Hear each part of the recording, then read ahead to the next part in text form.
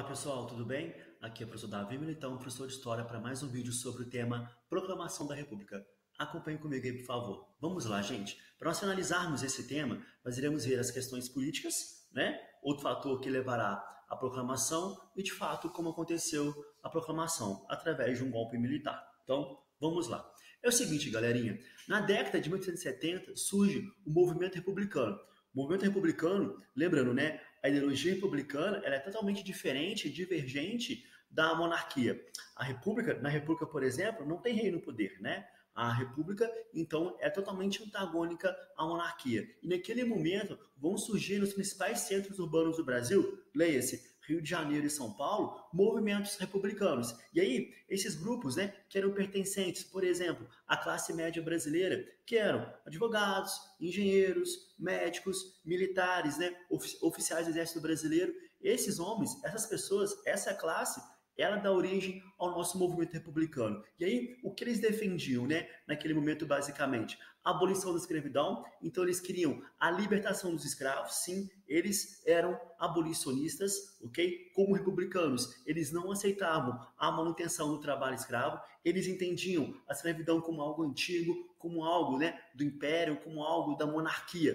E esse Brasil novo que deveria surgir, deveria ser algo novo, né, gente? Enfim, mais moderno. E aí, não cabia muito bem o trabalho escravo. Então, eles eram abolicionistas, também desejavam o voto universal, mas esse voto universal é um voto universal masculino, ou seja, voto para todos os homens. E aí, um adendo para vocês nesse momento aqui: percebam como uma mulher, como ainda ela era rejeitada como cidadã, como uma pessoa que era capaz de participar da sociedade. Infelizmente, né, naquele momento, o mundo ainda era muito machista. Se é hoje em dia, pensem comigo, se é hoje em dia, imagine naquela época. Ok? Então, gente, eles defendiam o voto universal masculino, onde todos os homens poderiam votar. No Brasil, naquele momento, havia uma lei que estabelecia o voto censitário. Desde a Constituição de 1824, né? O voto era o que, gente? O voto era censitário. Lembrando, o que é o voto censitário? É o voto dos homens ricos, só os homens ricos poderiam votar, beleza? E além disso, maior poder político para as províncias, através da implementação do federalismo. Então, grande parte, né, desses republicanos, o que eles queriam, gente? Eles queriam a ideia do federalismo. E aí, o que é o federalismo? No federalismo, as províncias ou estados possuem o quê? Possuem autonomia administrativa. Com o Império, as províncias brasileiras, elas tinham autonomia administrativa? Não. Gente, todos eram comandados e todos recebiam ordem de quem? Do imperador. Agora, já no ideal republicano, através da República Federalista, no federalismo, os estados ou província possuem o quê, galerinha? Possuem total autonomia administrativa. Pensa um exemplo de República Federativa. O Brasil, Estados Unidos, né, onde os estados possuem o quê? Autonomia administrativa. E aí, Davi, o que seria então essa autonomia administrativa? Gente, essa autonomia administrativa seria poder ter o seu próprio exército. Por exemplo, atualmente, né? Atualmente, eu sou de Minas Gerais. Então vamos lá. No meu amado estado, em Minas Gerais, como estado, né, o governador, ele tem o próprio exército dele? Sim. A polícia militar? O governador, ele é o que, gente? Ele é o presidente do estado. O governador de Minas Gerais, ele é o presidente do estado. Ok? Então, nesse momento, atualmente, o Brasil é o quê? É uma república federativa. Os estados possuem o quê, gente? Autonomia administrativa. E era isso que os republicanos queriam, ok? No século XIX para o Brasil. Eles queriam modernizar a nossa política. Por isso, então, queriam que adotássemos a república como modelo político. Entretanto, para adotarmos a república como modelo político, deveríamos o que, gente, naquele momento? O que eles deveriam fazer? Derrubar a monarquia, ok?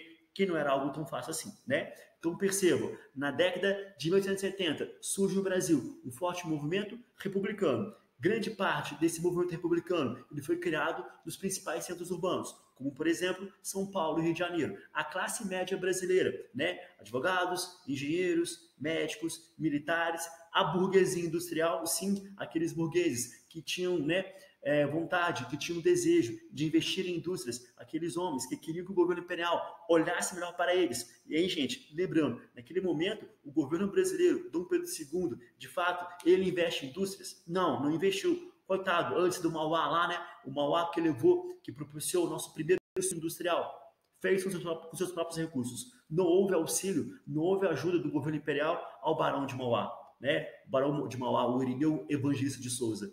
Aquele barão de café do Oeste Paulista, ele não recebeu auxílio do governo. E nesse momento, essa classe média, até mesmo a burguesia, o que ela queria, gente? Queria ter voz, queria que o Brasil também investisse em outros setores, como no setor industrial. Entretanto, a oligarquia brasileira, que estava presente com Dom Pedro II no poder, aquela oligarquia que estava há muito tempo no poder no Brasil, aqueles coronéis que tinham um grande poder em sua região, aqueles homens, naquele momento, iriam permitir esse tipo de modernização política? Não. Porque, gente, caso houvesse essa modernização política, eles também perderiam poder. Ok? Então, percebam os entraves que levavam o Brasil a uma maior modernização. Ok? Mas, naquele momento, surgem grupos, surgem pessoas que queriam o quê? Essa modernização, através da adoção do modelo republicano. Beleza? Aí vamos lá. Temos também, né, o Partido Republicano Paulista, o PRP, que surge em uma convenção na cidade de Itu em 1873. E lá, gente, aquele Partido Republicano, por exemplo, ele vai defender o federalismo. Lembrando de novo, repetindo, o que é esse federalismo? É quando as províncias ou estados possuem o que, gente? Autonomia administrativa. Ok? Elas se autogovernam. E naquele momento, com a monarquia, as províncias, elas tinham autonomia? Não, não possuíam. Temos também, né, como participantes da criação desse Partido Republicano Paulista, do PRP, cafeicultores do Oeste Paulista, sim, aqueles cafeicultores que adotavam em suas fazendas, principalmente a mão de obra livre, que vinha lá, né, os imigrantes, italianos e alemães, aqueles homens, né, gente, que estavam enriquecendo, vendendo café para o mundo todo, eles almejavam, né, chegar ao poder político. Já tinham naquela época o poder econômico, e aí, como tinha o poder econômico, o que eles mais queriam, gente? Também ter o poder político. Entretanto, a antiga oligarquia jamais iria permitir que esses homens ascendessem politicamente ao poder. Desse modo, então, aquela oligarquia do Oeste Paulista, aqueles cafeicultores do Oeste Paulista, vão o que, gente? Vão aderir ao PRP, ou seja, ao Partido Republicano Paulista. E aí, para chegar ao poder, o que deveriam fazer, gente? Acabar com a monarquia, tirar a monarquia do poder, beleza? Então, naquele momento, os cafeicultores do Oeste Paulista, sim, vão aderir, né, ao republicanismo, à ideia republicana, ou seja, vão defender, por exemplo, a abolição da escravidão. Beleza? Tudo bem? E temos também, gente, a classe média urbana brasileira. Como eu disse para vocês, né? Médicos, advogados, engenheiros, militares, né? Os oficiais brasileiros, a burguesia industrial. Essas pessoas aderem o quê? Ao movimento republicano, vão aderir ao PRP, aderem àquele Partido Republicano Paulista. Por quê, gente? Porque todos eles queriam ser atendidos por aquela sociedade. Entretanto, a sociedade monarquista, Dom Pedro II, atendia a quem? Sempre era a oligarquia. Ok? Os nossos principais produtos ainda de exportação, por exemplo, eram produtos agrários. No caso, nesse momento, era o café. E aquela burguesia industrial também queria, né, ser privilegiada, também queria incentivo, apoio do governo, algo que não acontecia. Então, vários setores da sociedade brasileira tinham seus motivos para quê, gente? Para aderir ao movimento republicano, para aderirem ao Partido Republicano Paulista. Beleza? E aí, como de fato acontece o golpe militar no Brasil? Como os militares? Porque os militares proclamaram a República no Brasil com apoio da oligarquia. É o seguinte, vejam, Dom Pedro II, ele perdeu o apoio da Igreja Católica. Né? Nós vimos na primeira parte desse vídeo, né, a perda de apoio da Igreja Católica a Dom Pedro II. Dom Pedro II perdeu o apoio da Igreja porque ele mandou prender 2 bispos, fez uma doideira lá, mandou prender 2 bispos, um de Olinda e outro de Belém, porque eles não seguiram as ordens de Dom Pedro II, as ordens dele, eles foram presos. E após a prisão deles, daqueles bispos, a igreja deixa de quê, gente? Deixa de apoiar Dom Pedro II aqui no Brasil. E aí, lembrando, ter o apoio social, ter o apoio político da Igreja Católica é importante? Se é até hoje, imagina naquela época. Pensem comigo, em várias eleições, seja você católico, seja você evangélico, quantos políticos não naquele momento, né, que estão falando com vocês, que estão debatendo, enfim, mostrando suas ideias, mas sempre deixam claro que são cristãos, ou católico, ou evangélico. Por que ele faz isso? O que ele quer de você, gente? Ele quer seu apoio, ele quer te atingir, porque ele sabe que você é cristão, ele sabe que você tem fé. E aí, ele quer mexer com a sua fé.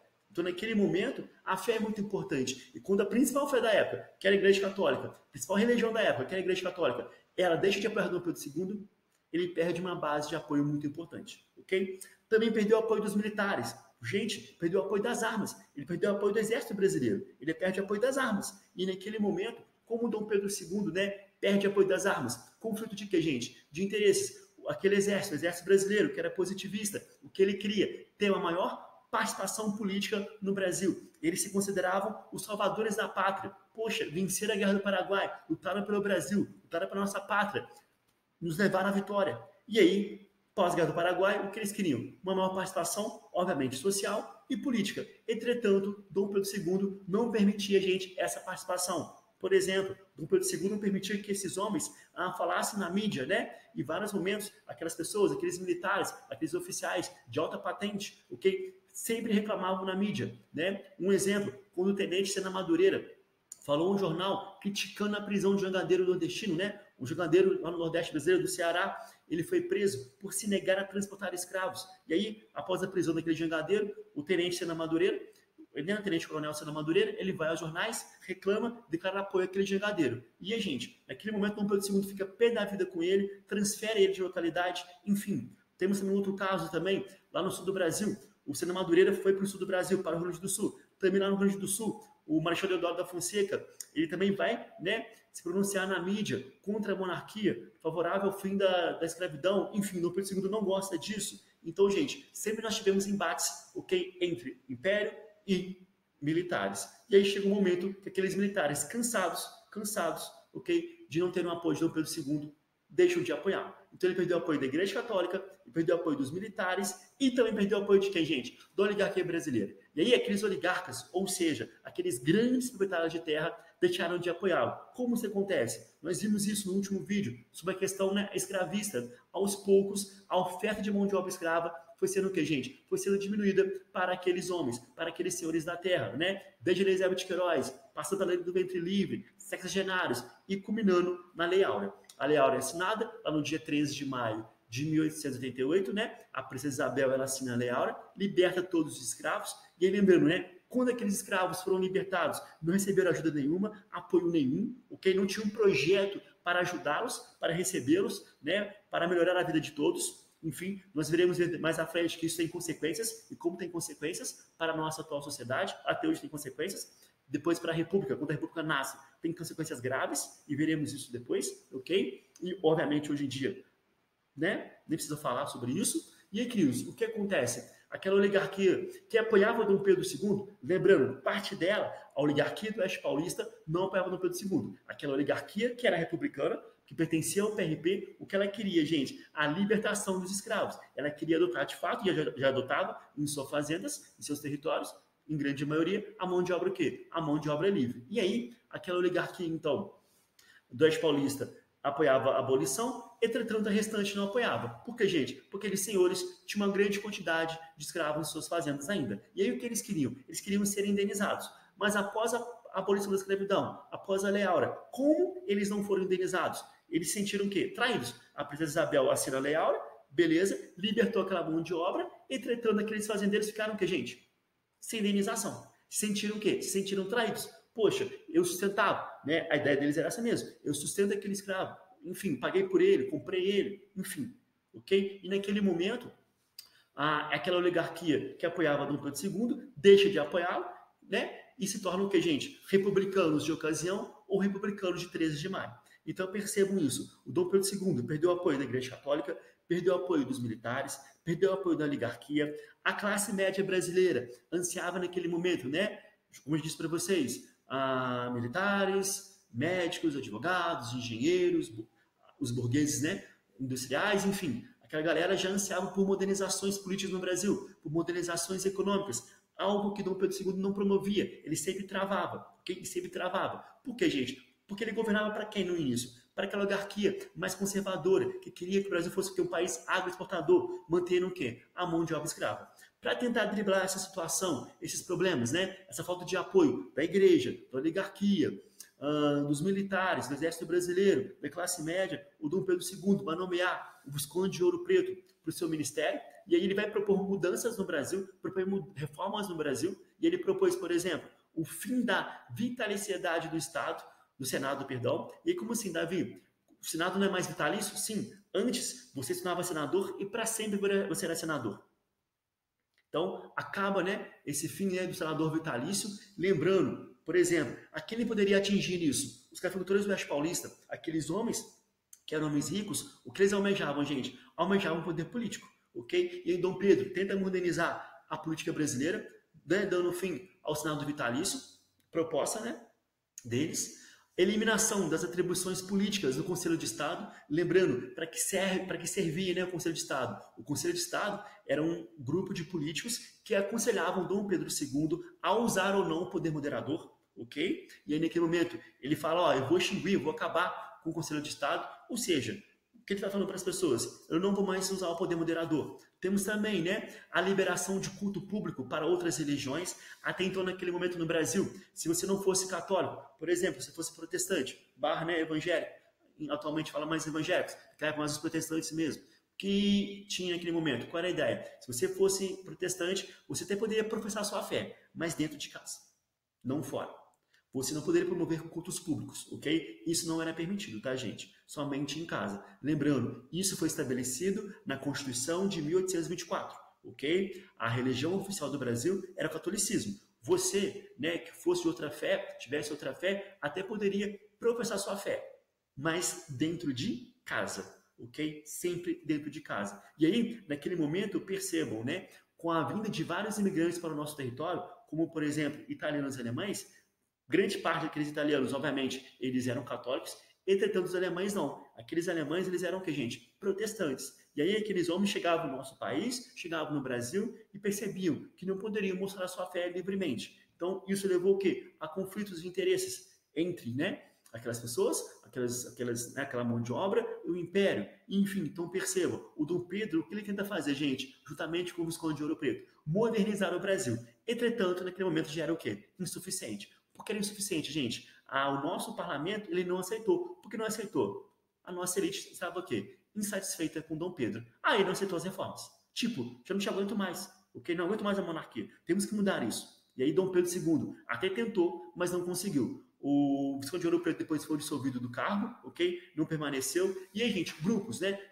Republicanos, como por exemplo, Rui Barbosa, Quintino Bocaiúva, Aristides Lobo, Benjamin Constant, entre outros, homens republicanos importantíssimos, pertencentes à elite brasileira, vão se unir, ok? Vão unir o discurso, vão se unir aos militares, e aí vão se unir naquele momento ao principal militar do Brasil, que era o Marechal Deodoro da Fonseca, e será ele que vai conduzir o processo do golpe militar. Sim, esse grupo de republicanos, eles convenceram o Marechal Deodoro da Fonseca a promover a retirada da monarquia do poder. Num primeiro momento, ele não quis, o Deodoro, né, ele era amigo de Dom Pedro II, mesmo eles tendo alguns, né, problemas pessoais, mas Dom Deodoro ainda era amigo de Dom Pedro II. Entretanto, quando, né, alguns militares espalharam algumas mentiras, e foram mentiras mesmo. Olha a fake news aí, né? Até no século XIX já tinha as fake news, né? E aí, alguns militares espalharam a notícia de que Dom Pedro II iria mandar prender, né, Deodoro entre outros militares. O Deodoro fica preocupado e aí ele aceita, né, gente, conduzir o processo. E no dia 15 de novembro de 1889, ele proclama a República no Brasil. Então percebam, a República ela foi proclamada pelos militares, ok? O Marechal Deodoro da Fonseca, ele proclama a República, né? Ele une o Exército Brasileiro e proclama a República. Lembrando, o Exército não vai se opor a essa proclamação, o Exército não se opõe a isso, porque, gente, o Exército Brasileiro estava insatisfeito com Dom Pedro II no poder. A elite agrária, a oligarquia brasileira, apoia os militares e com esse apoio dessas duas classes importantes, é proclamada a República em nosso território. No dia 15 de novembro de 1889, é proclamada a República no Brasil. E aí, quando a República é proclamada, não houve o que, gente? Não houve participação popular. O povo, ele não participou do processo em nenhum momento. Inclusive, a elite tinha receio que o povo apoiasse Dom Pedro II. Por quê, gente? Devido que a vários motivos, como por exemplo, né, Dom Pedro II, obviamente, Princesa Isabel, né, ela assinou a Lei Áurea. Então, naquele momento, algumas pessoas, alguns escravos, parte, né, do povão brasileiro estava o quê? Estava feliz com aquela atitude. Então, uma parte do povo brasileiro, né, ainda apoiava o Dom Pedro II. E aí a elite tinha receio de que aquele povo, né, não aceitasse a proclamação da República, não aceitasse a República e interferisse em favor de Dom Pedro II. Desse modo, então, o que faz a elite brasileira, gente? A elite brasileira, ela vai afastar Dom Pedro II, afasta Dom Pedro II do poder, obviamente, e também afasta o povo, ok, da proclamação. O povo brasileiro, ele não participou da proclamação da República. Ele é afastado pela elite. Tudo bem? E aí, galera, olha que interessante. O povo, ele não participou da independência do Brasil, né? A nossa independência ela foi realizada pela elite brasileira e agora a República ela é proclamada também pela elite, pela junção da elite oligarca mais os militares. ok? E aí, é interessante naquela época, né, surge a fala, né, o povo assistiu bestializado, né, a proclamação da República, né, o Brasil não tem povo, não tem público, né, o Brasil não tem povo, tem público. Por quê, gente? O que faz o público? No teatro, só bate palma, ok? Ele não reage, né? Ele só reage batendo palma, ele não faz nada, ok? O povo assistiu bestializado, o que significa, né? Que o povo não reagiu, o povo não participou, o povo não fez nada. Agora, será mesmo que esse povo brasileiro, que o povo brasileiro, ele é bestializado? Será que ele aceita tudo que vem da elite? Iremos ver nos próximos vídeos que não, tá? Quando chegarmos em movimentos sociais, rurais, urbanos da República, iremos perceber que o povo brasileiro, ele não é tão besta assim, não. Nem sempre ele é público. Sim, algumas vezes ele quer participar. Ele tem anseios, ele tem desejos, ele tem objetivos. Ele tenta participar, com certeza, ok? Mas nos próximos vídeos. Então, gente, percebam agora, a proclamação da República, ela veio devido a quê? A várias insatisfações da igreja, dos militares, muito mais do exército, do que a marinha, e da oligarquia brasileira com o governo de Dom Pedro II. Essa insatisfação levou o quê? Levou à proclamação da República no Brasil, aonde o povo não participa. Beleza? Tudo bem? E aí, última indagação. Foi um golpe ou foi uma revolução? Foi um golpe? Claro, gente, claro que foi um golpe. Por que foi um golpe? Foi algo constitucional. O parlamento brasileiro, ele sentou, conversou, debateu para mudar o regime político? Não. O povo participou? Não. Foi um golpe dado por cima. Ou seja, a elite que deu um golpe. Por baixo ninguém participa, o povo não participa, o parlamento não participou. Por isso, então, a nossa proclamação da República, sim, de fato, foi um golpe. No caso, naquele momento, é um golpe dado pelo Exército Brasileiro com apoio da oligarquia brasileira. Tudo bem? Beleza? Queridos, dúvidas, questionamentos, por favor, deixem os comentários de vocês aqui.